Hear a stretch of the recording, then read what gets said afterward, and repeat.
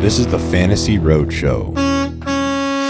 Welcome in to another episode of the Fantasy Roadshow with your boys here. You can call me Truck, and I'm joined by the wonderful Culls Sports. Culls, this is the first episode that I can remember in a long time that we haven't had Shane O'Mac on.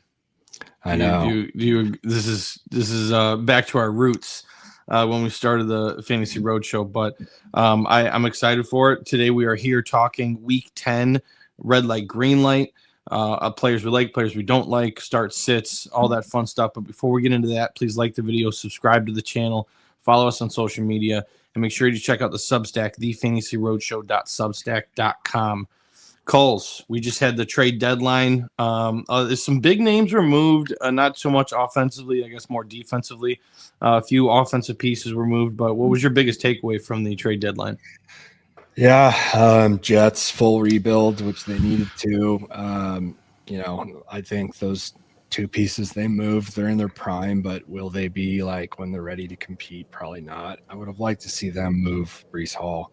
I think I heard that the rumors at least are that the Chiefs offered a fourth rounder, Jets wanted a third, and they just kind of like walked away. Which, if you're the Chiefs, you should probably do the third. Didn't they I think they gave up a third for Kadarius Toney back in the day. I saw a tweet about that. Like, oh, you're going to give up a third for Kadarius Toney, but not for Breece Hall. That doesn't make any sense. I agree with you. Probably just like we can't pay him anyways, so we don't. A third is too much for a rental. Is maybe what their thoughts were. That seems more likely. Whatever the case is, it's unfortunate that Breece didn't get to go. I saw a lot of funny memes on Twitter over the last couple of days about him jumping on the side of a plane when Quinnen and Sauce Gardner were leaving shipped out of New York. But either way, yeah. I would have liked to see him get moved to a contender just for football purposes, and then in fantasy would have been fun, but just for good football, I think that would have been awesome. And then I would have liked to see Isaiah Davis get a full workload on a tanking team. But yeah, I think the Jets are pretty much dead. If you're Garrett Wilson or Breece Hall may still get some production, but they're just going to go through the motions for the rest of the year and actively lose games. I agree with that. And then the Jacoby Meyers thing I thought was pretty weird. I don't like that landing spot for fantasy. BTJ was already kind of having his troubles. Obviously, Hunter goes to the IR, so it doesn't take away from him. But Parker Washington was starting to look good and get really active. Diami Brown was targeted quite a bit, so you kind of figure those guys maybe not right away, but I think will eventually be kind of irrelevant. Yeah, I just muddies the water for me with that team and that offensive, the target share with the wide receivers. It's not a big impact for me. I don't see him being very fantasy relevant. Maybe in Parker deeper leagues. Washington would have been fun. He's good. He looks good. Yeah. So if he got a bigger opportunity, I would have liked to seen that. But give him 8-10 targets, whatever he had been getting. But yeah, I agree. We'll see what happens. I mean, Jacoby's good. He's not great. I don't know. Trevor Lawrence has really supported a great fantasy wide receiver as it is. But yeah, absolutely. We'll see how it all works out. But overall, I would say it was pretty underwhelming for fantasy purposes, the trade deadline. So Kyler moving on, or the Cards moving on from Kyler was pretty noteworthy. They put him on the IR to make it seem like they weren't just benching him, but there had already been rumors that Brissett was going to start the rest of the year. Yeah, I thought it was pretty comical that Gannon came out and was made the comment saying even if he was healthy, I'm still going with Brissett. That seems unnecessary for me. He's just kind of an odd coach, Yeah, I just that doesn't seem like that's a comment you should make. I guess if you're making a statement to the fans and the team. So, but Brissett, I mean, they shocked a lot of people last week on primetime. So yeah, I just think that he's probably a little more consistent and more of you could just trust him a little bit more. Kyler has great games against bad teams, but then he looks horrible some other games, and Brissett's pretty steady Eddie. So I'd say that's a slight, not a huge, but slight bump for Harrison and Trey McBride for the rest of the year. Yeah, I mean, McBride, kind of a slight, I guess. For me, it's a bigger bump for Harrison. I mean, like he seems to have a really good connection with Harrison. They were connecting on those 3rd and longs. Like, I mean, he can just throw the ball like with consistency, whereas with Kyler, like he doesn't have the arm strength, and it's hard to develop that chemistry with a young wide receiver if you don't know where the ball's going to be. And you've been talking about Kyler Murray for a couple of years now on the podcast. And I messaged you earlier in the week. I was like, hey, is it time for a victory lap for Kyler Murray? Because I remember you were getting some hate in the comments too. You were people were really calling you out for your comments on Kyler Murray, saying he can't get the ball downfield, doesn't have a good enough arm, and whatever this, so to speak. But I like your humble approach. I like your humble approach. I always get the hate in the comments for my strong takes. It was the same with Anthony Richardson. Like, there's a lot of guys, Tank Bigsby. There's guys that I'll like. I just see it, and I've watched them through college, whatever it is. Like, but with Kyler specifically, it's exactly what you said. I always said he can't throw a 15 and out. Like and to me that shows that you don't have arm strength. And I think he may be one of those guys, like from a dynasty standpoint, that will get a shot on a bad team, and he's going to be one of those, just like Justin Fields. All the fantasy analysts and everyone, they try to make him like some incredible comeback story because of his rushing upside. But like, to me, he's just not an NFL quarterback. So the arm strength's not going to eventually just come back when he's on the Browns next year, competing against Deshaun Watson for, I don't know. Yeah. Whereas Daniel Jones, like, he's proven to produce in a good system, and he, Steichen was such a great fit with weapons around him. That's why I was calling for him potentially to have a good year or bounce back. So, yeah, that was my whole fruition. That was my whole thing with Kyler, was like, he's just he doesn't throw the zip on a 15 and out. He just doesn't have it. And how are you going to support an alpha, or what you think is an alpha receiver like Harrison, if you can't throw that ball? Yeah, absolutely. All right, well, that's enough for the news and notes in the NFL. Let's move on to quarterbacks. We'll start with green light quarterbacks. I'll go ahead and kick it off. My green light of the week for week 10 is going to be Justin Herbert, taking on the Pittsburgh Steelers. Look, he's been playing really good ball lately, 25-plus fantasy points in 3 straight games. He's even had 30-plus rushing yards 6 times this year. I think he's averaging over 45 in the last few weeks. Pittsburgh's allowing the 3rd most passing yards and the 5th most points per game to quarterbacks. I think Herbert's in line for a big game against Pittsburgh. I think I like the Chargers to win that game. Yeah, I don't have him as my green light, but I like the Chargers to win, and like I'll be over. I will be high on the offensive pieces for them. Herbert's just, like, he's a stud, and absolutely at home against an offense or against a defense who's improving, but we've seen struggle. A little bit worried about the line against, like, obviously Watt, but they did just get Trevor Penning, and like are going to try to still piece together a team that can win.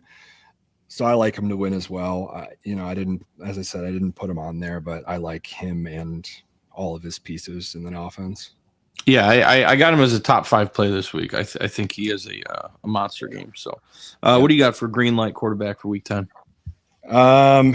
So I have like everyone on the Lions. I just think from a bounce back spot against green lighting the whole Lions roster there, as I do at times. Like, I just think I have Goff, and you may have some hesitancy, like outdoor. I know the outdoor game, like away game, Goff, it can scare some people, but I just like the bounce back spot. I think the Commanders are weak defensively and just in general. We saw them make the playoffs, beat the Lions in the playoffs last year. Those guys remember that. But also, like, Daniels is what made everything work there last year. And they were not a good team before Jaden Daniels. That's why they got him number 2 overall. 2 or 3. It was Caleb, Jaden, and then May, right? Yes. Yeah. Yes. So two overall. Like, they were a dead team. They weren't even expected to be good with him the first year. Him and McLaurin caught fire. Robinson was good, but yeah. So I think, like, Mariota's been fine, but I see the Lions running away with this game, putting up one of those games where they just run up the score. Yeah, I thought they were going to do that last week against the Vikings, and they let me down there. Vikings are just good. That's what was going to be my next point. The Vikings defense is much different than the Commanders defense. Commanders are soft, so I agree with you. And Shane and I were talking about a couple episodes back how we would green light like a whole game. It would be a green light game, green light team. So that's a good point to highlight the Lions. That's pretty much everybody that you would start in fantasy is going to be a green light for this because we expect them to win and win big. So I like Goff. I also this might be a sneaky surprise to some people, but I like Bryce Young. I just like the matchup against the Saints. I think their offenses looked good at home at times, and I think it's one of those games that it does look good. Obviously, Dowdle has been outstanding, but I can see him. I can see Bryce, and then I also have Tet, who is due for a big game. He's a great receiver. It's inevitable that he's going to be great in this league, and I know some fantasy owners have been disappointed a little bit as of late, but I think he gets in the end zone and has a big game. I recently saw a notification Dowdle is questionable now. Have you heard anything about that or seen anything on it? Yeah, I think he's going to start and he's fine. I think it was just like I didn't look into it. That's why I'm genuinely asking. I'm pretty sure Canales came out and was like, "It's just we're gonna keep him out of practice in the middle. Slow roll him on the week. Yeah, just at times, just because the volume's been so high. He's like, why would we just let him recover?" Yeah, absolutely. All right, let's move on to red light quarterbacks this week. Why don't you go ahead and start with your red light? Red light quarterback. I got a couple. I got Trevor Lawrence. I think that matchup in Houston's bad. I don't like that Mills is starting and the defense just knows they need to step up even that much more. This is a must win for the Texans at home. And I just think their defense is that good that it's going to be a close, low scoring game. Trevor Lawrence, you're going to see why everyone's so frustrated with him at times. And it's just one of those home divisional games that Texans put the clamps down on. Yeah, I agree with that. That game was so hard for me to pick as I was going through it. I'm like, man, the Texans, they're a great home team, the defense, and then you got their backup Davis Mills, long neck Mills, going out there. So, I agree. I don't anticipate this being a good game for Trevor Lawrence. So it's gonna be an ugly game to watch too, probably. But I can see the Texans just grinding one out, and. Yeah, they're just a team that knows the Jaguars, and they have the weapons on defense. Like Stingley should shut down BTJ, and they're just they're going to stop ETN running the ball. I don't know. Do not start Jaguars unless let's just say that's a red light game. Yeah, I'm red lighting. That's my red light team. Yeah, that is the red light game of the week is the Jags and the Texans. So absolutely. I'm going to talk about somebody that, is technically on the fringe top 10 guy this week, but I'm rather worried about him. That's Daniel Jones. I've got the thumbs up going over here. Daniel Jones versus the Atlanta Falcons. Look, he's had fewer than 17 points in 4 of his last 7 games. He's still playing good ball, but last week he's coming off his worst game of the year for sure. 3 interceptions. I think he had 5 total turnovers. What I was looking at mostly is the last 2 games he's taken 8 sacks. In the first 7 games of the season, he only took 6 total sacks. So over the last 2 weeks, he's been getting sacked a lot more, and it hasn't antiquated a good football. And Atlanta ranks 6th in sacks, and they're allowing the fewest fantasy points or the fewest passing yards per game to quarterback. So for me, I'm a little worried about Daniel Jones getting under pressure against this really, really stout Falcons defense. So I'd be looking to go elsewhere. I'd be starting, Caleb, Jackson Dart, Baker Mayfield, Bo Nix, Justin Herbert, Goff. Yeah, I would start those guys all over Daniel Jones. But if you're in a pinch, look, it's Daniel Jones. I still like the Colts to win that game. So, I'm just a little worried about him. Yeah, if you like the Colts to win, then you would expect Jones to be all right. I don't know. I think This is a really hard game for me to put my finger on. I'm going to have to do some more research. Like, I don't like that it's overseas. It's a Berlin game, right? Yeah, so I could see it being like not really. I don't know. I don't know. I would typically think that it means there's not their offense is a little bit slower. But also the defense could be softer. Like, so this one's a really hard. I got to research the game a little bit more, but I think that, I'm obviously not going to green light these guys, but I was going to talk about them and bring it up. I think Bijan and Taylor both have like outstanding games. They're both coming off a letdown for JT. Bijan's had a couple tough games, and I could just see those two like 1A, 1B just absolutely teeing off and showcasing their talent in front of like an international crowd. But like I said, I'd love to see that. Yeah, I that's what I want to see in that game at 7:30 in the morning Mountain Time. But I'm hesitant. Like, I don't know what to think about the other guys between Jones and Penix. I got to do some research, but the running backs I think will at least give us a show. Yeah, I love that. All right, cool. I had did you have any others you wanted to mention? Yeah, I had a couple others that I'm worried about. Tua, I think the Bills are just like on a mission. Dolphins looked pretty good when they were in. That was probably their best game early in the season at Buffalo, but the Bills are like, they're trying to reestablish their alpha in the AFC. It worked last week against the Chiefs. I can see that defense, which a lot of people have question marks on. I think they come into this division game and just like play with their hair on fire.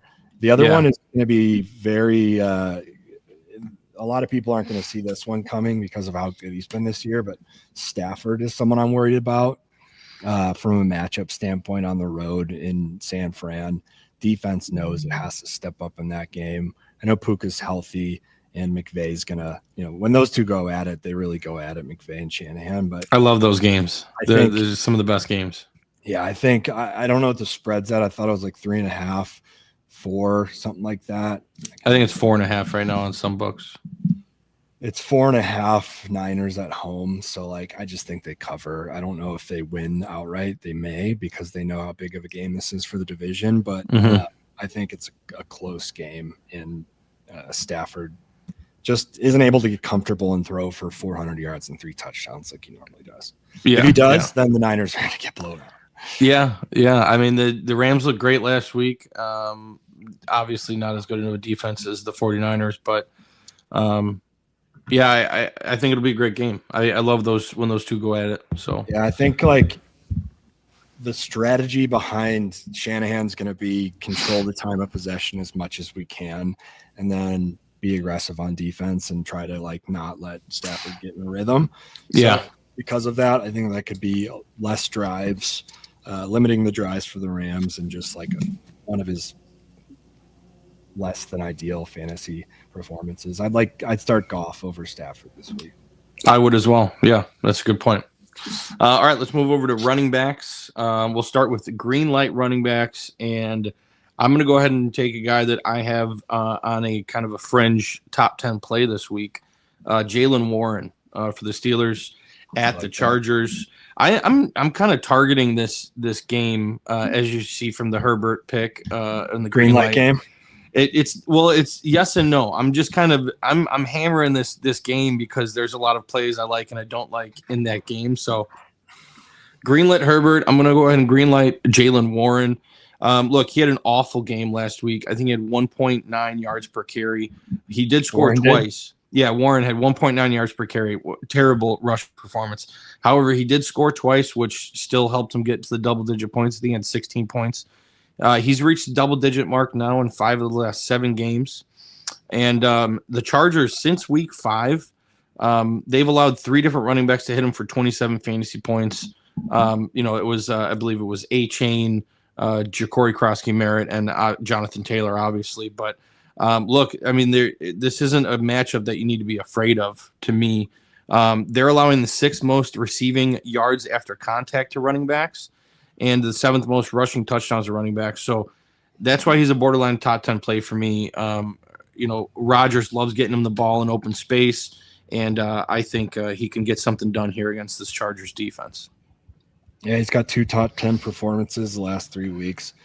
I was surprised to hear about that with his rushing yards per carry. I guess I wasn't paying super close attention to that game because it was just ugly and it was a very odd game. But I like that play for sure. All right, cool. I don't know, like, you can put up points on the Chargers defense, but I don't really like what I see from Rodgers. I know some people do, and like he's had a couple big games, but I just think he looks old, man. Well, he is old. I mean, it's not, you know what I mean? He is old. But it's one of those things, like, is he going to win? Like, they had a chance to pull away from the division. I don't know. I'm not a big, like, I think DK's upside is limited with Rodgers.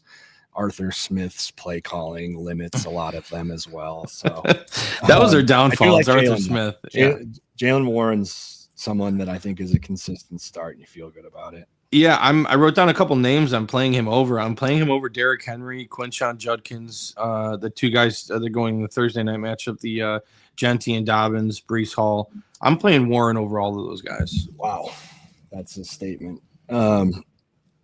So one of my green lights, it's a good segue. I actually, if healthy, which I think he is, I love Judkins this week, mainly because I think he's an incredible talent, and I think the Jets are just dead. Losing Quinnen Williams is just such a huge deal to a defense. Obviously, Sauce as well, but like I think the Jets are gonna be pretty defeated after that deadline and put up a dud. And I think if the Browns stick it to them, which I think they will, it's going to be through Judkins. It's going to be through someone like Fannin, who they like to get the ball to and let him make plays. So I do like Judkins this week. But yeah. Yeah, I think Judkins is a great. What's that spread? I think it's still 2.5. I'm going to be hammering the Browns this week. I think that's I like that. Solid play. So, all right, let's move over to red light. Did you do your green light? Well, yeah, I think another green light I was going to talk about was James Cook. Like, obviously he's a top 5, but I just think the Bills realize how much better they are when they like prioritize getting the ball. So I think Cook's going to run all over the Dolphins. Hopefully they get him involved in the pass game a little bit. Someone else that maybe people will be surprised about is Rachaad White. I like a lot this week. Okay. I just, I know the Saints have a pretty good rush D, but I think, or not Saints. I was going to say the Bucs are playing the Patriots. Yeah. Sorry. Patriots. Patriots have probably the best rush defense in the NFL. But I think the Patriots are due for a stinker. And Rachaad can get involved so well in the pass game that I think this could be one of those games where he catches like 5 balls for 40-something yards, and like that alone gets you started from a fantasy football standpoint. It's 39 points PPR. So we add in some rushing upside. I just think the Bucs are going to win that game. I do too. At home, Bulls kind of limits Drake May as much as anyone can this year, but I like the Bucs at home, so I'm trying to find pieces that are like worth starting in fantasy, and I think with Bucky out, Rachaad's going to be that guy. Yeah, look, I wonder when Bucky's coming back. I see that he's still not practicing. That's a concern, yeah. Yeah, so he's been out since week 4. It's been quite a few weeks. They're coming off the bye, so you'd think if he was playing, he was practicing, and the fact that he's not, that's concerning to me. Yeah, absolutely. All right, let's move over to red light running backs. I am staying in the game that I've been referring to, and I'm going to be redlining Kimani Vidal. Look, he had a terrible game last week. 3 fantasy points against the Tennessee Titans, which I expected him to have a great game. And he kind of let me down there. But look, he was a very popular waiver wire ad. I think he had a top 10 running back week in week 6 and week 8. He was like running back 8 and running back 9. And people may still be tempted to start him, and this is not a game that you want Kimani Vidal. And the Steelers just held Jonathan Taylor to 45 yards and a season low of 7.7 fantasy points. And I just look, I'm not trusting Vidal in this matchup with the letdown spot that he had last week. So I am red lighting Kimani Vidal. I got a funny story about Vidal from last week. One of our close friends, he texted me about Vidal, and he texted me a screenshot of his lineup. He's like, who should I start? Like, he really liked Vidal last week, as a lot of people did. And was asking me who he should start him over. And like, the person he was contemplating was Drake London. And I was like, dude, you got to start Drake London. He's just an auto start. Like, my whole spiel, like, some guys you're just auto starting, and like, you don't want to get cute and like put too much thought into some of these decisions. Just like have a system and go with it, so you don't have to waste brain power on that. And sure enough, like, London gets his first touchdown, and I text him. I'm like, what did you end up doing? And then I noticed that we were in a league with him that he asked, and I looked, and he started Vidal over London. Vidal and didn't London score like 40 points? He had like 3 touchdowns. Yeah. And Vidal had 3 points, and that's tough. Who was it? Come on, shout him out. Who was Brick. Yeah, that's awesome. Yeah. That's great. Okay, what do you got for red light? So red light. I talked about them just being a dead team, which I think they will be. The Jets. So Breece Hall. He also was like tweeting or like hinting towards wanting to be traded. I think I forget what he sent out, but it was something of like an animal peeking around the corner. It's something about like, am I next, basically, to get traded? So I don't know. I just think that team's kind of a dead team. Tough matchup with the Browns defense. I know they don't travel, but their rush defense has traveled. So I think they're going to win and just put the clamps on Breece. Also, Bill, I just don't think he's that good. I never really got on the JCM, the Bill hype train. Yeah, I think it's one of those things again. Like, people. It was fun. It was fun for a little while.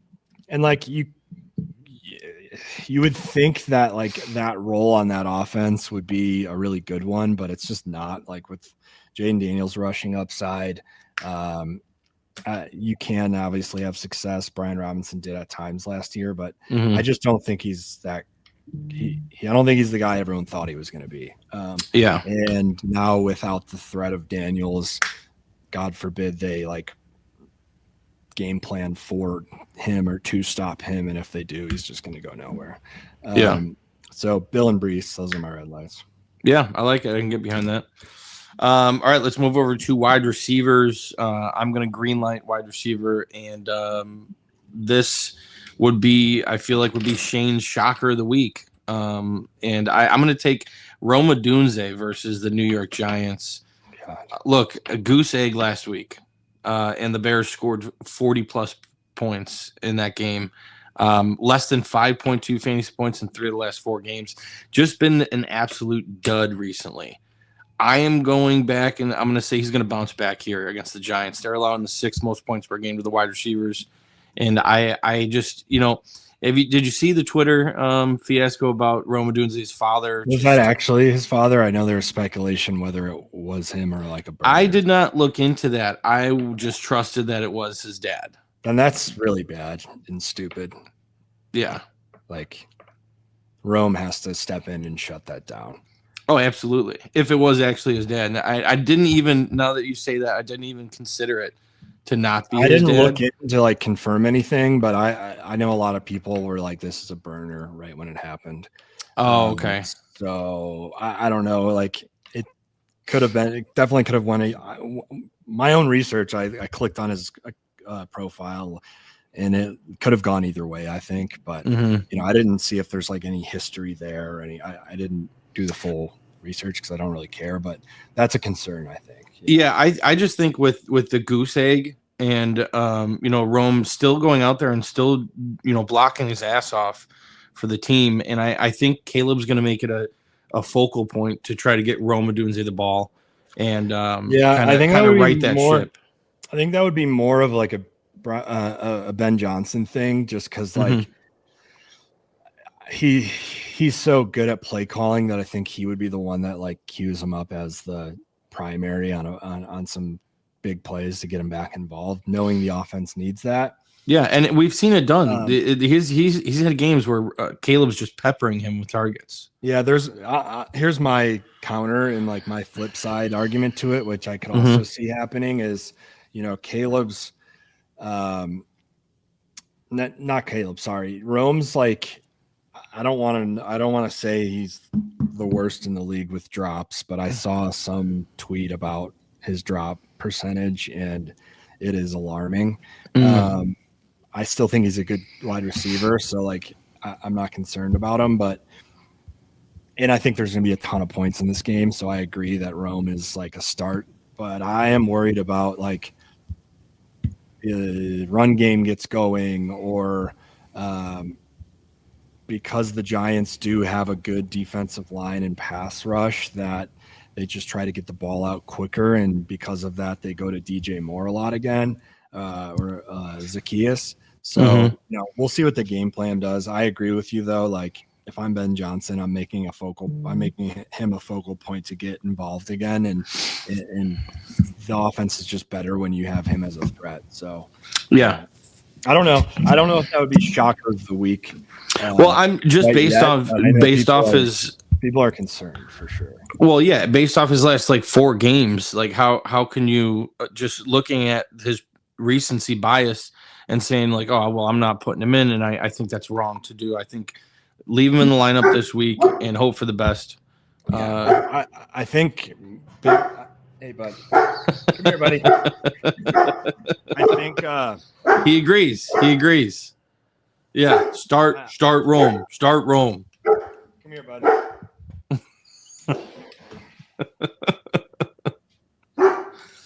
Someone must have dropped the package off the door. Yeah. Hey, come here, bud. Yeah, so I think like your casual fantasy player is probably is worried, just like looking at just how they're scoring, and they put up 47 points and he threw up a dud, which is alarming.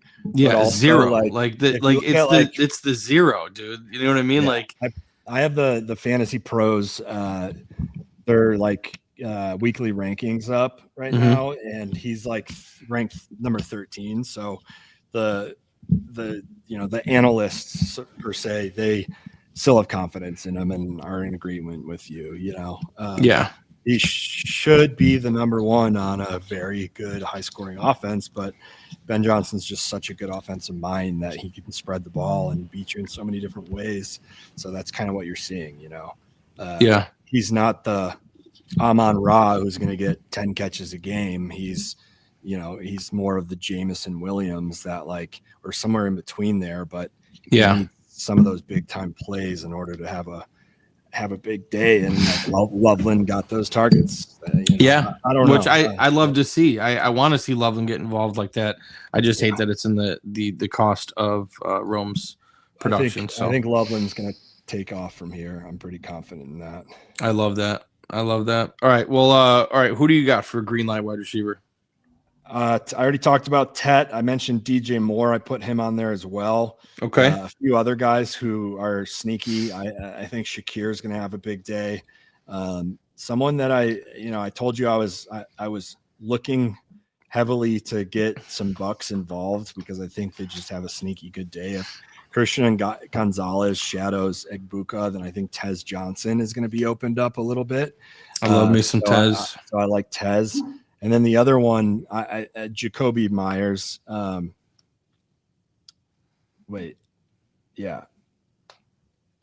Meyers, green light?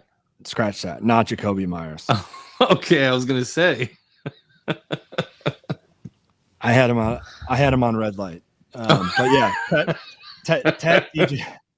Spoiler. My handwriting's a little bit. So Tet, DJ Moore, Shakir, Tez. Those are all guys that like aren't auto starts by any means on most rosters. Sneaky flex play. And they're all like Shakir has a pretty high floor just because of his targets, but Tez Johnson's somebody that he's a boom bust kind of guy, and I think this is a boom game for him. Yeah, Shakir's kind of steady Eddie. I mean, what is Shakir's ceiling?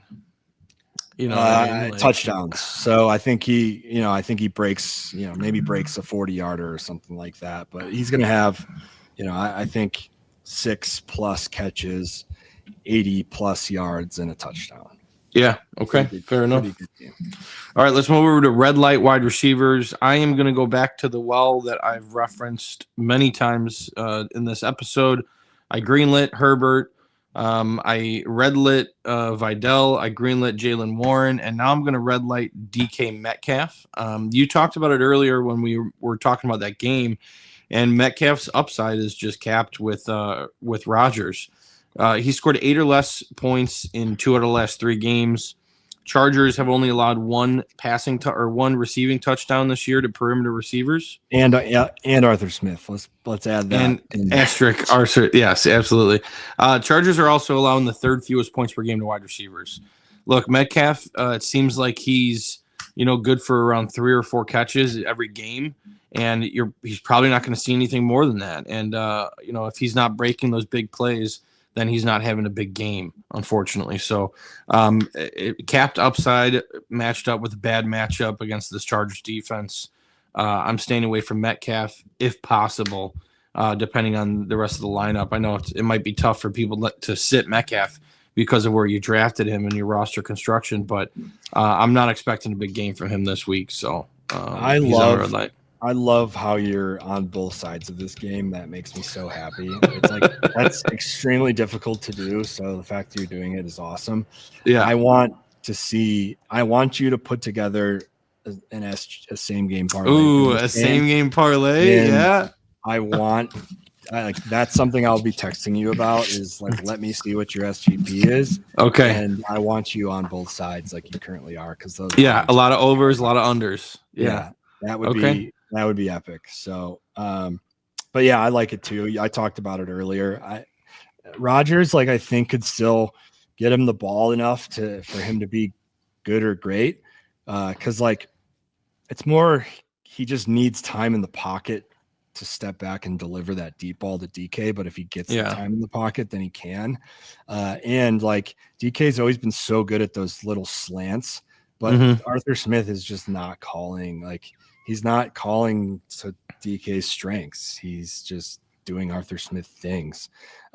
Frustrating. When it's pretty simple when you have a physically dominant receiver like DK, you run those slants. Do you remember when he was taking those simple slant route to the house 80 yards? Regularly. I mean, he did it once this year already with Rodgers. I think it was an 80-yard touchdown. Yeah, that needs to be. He also does it down the seam, but he'll run that slant that not many guys in the NFL can do. So I don't know. I think it's Arthur. I am concerned about Rodgers, but I think it's really Arthur Smith that just doesn't call plays to DK's strengths. Well, we've been very vocal about Arthur Smith for the past 3 years. I feel like so. Unfortunate that it's affecting this Steelers offense. So all right, what do you got for red light? Let me take a wild guess. Are you red lighting Jacoby Meyers? Well, yeah, but I have some other ones that I don't like. I have Jacoby along with BTJ. That's in line with Lawrence, but all Jets receivers. I don't think that's a crazy stance at all. So I'll keep going. But also Olave, Olave's got a decent matchup with the Panthers, but I do not like. I don't even know what people are saying his name is. Shuck. I've been Tyler vocal. Shuck. I've been very vocal about Shuck. I think he's one of the worst college quarterbacks I've ever watched. So the fact, literally, he's that bad in my mind. Okay. So the fact that he got drafted that high was and still is insane to me. I think he's horrible. Yeah, that was very shocking. And then you lose Shaheed. So you think like maybe Olave just gets peppered with a rookie quarterback. But I think the Panthers, who have a sneaky decent defense, will be prepared for that. And the not having Shaheed there to open up, he's got such a deep threat that you have to keep eyes on him. So that allows Olave to win some one-on-ones or just not get double teamed the whole time, which I can see them just focusing on shutting down Olave, and Vele is not going to be like the guy that breaks that open. So I think Saints are just dead and Shuck's horrible. Give Olave red lighting. Expert analysis there. I love it. I think Tyler Shuck sucks, and red lighting Olave makes a lot of sense. So that's great. Let's move over to tight ends. Coles, I'm going to go ahead and give you the reins here because you are the show's tight end whisperer. There has been many weeks where you highlight 8 to 10 tight ends that you think are going to go off, and they all in fact do go off. So tell me who you like here for this week 10 matchups. I like Kincaid, Gadsden, Loveland, Fannin, and also Kittle. He's back, right? He just hasn't really had a big game yet. Correct. I think this will be his big game, his big breakout. Welcome back. They need it from him, and I think it's going to come. But yeah, Kincaid, he's been outstanding. I think he's finally like what everyone had wanted him to be early on. Gadsden, I mean, I don't know what else I can say about him. He's so good. Yeah, he's just so good. He was an outstanding college receiver, and move him over to tight end. Herbert's been desperate for a possession hand like that, whether he is a tight end, but he's got that like sure-handed wide receiver. That's what he's been in his whole career. So if you put that with Justin Herbert, he's going to be someone that like you can start every week. And so go ahead. I have a question for you. Just speaking of Gadsden, I have a separate league, not with you in it, but I have Gadsden and Tyler Warren. Who are you starting between those two?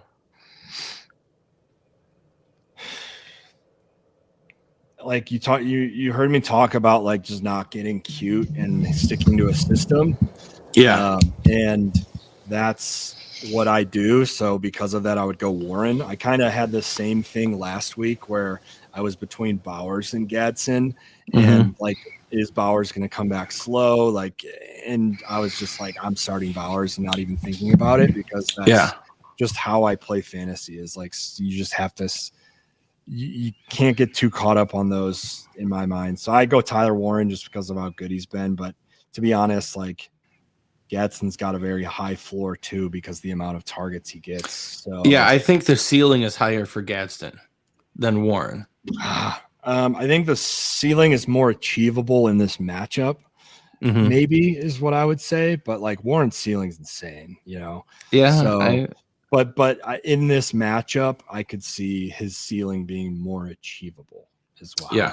How I would word that. Okay. All right. But those are my 5. Fannin, I like the Browns to get going against the Jets. Fannin's someone that you can just kind of get him the ball and let him do something.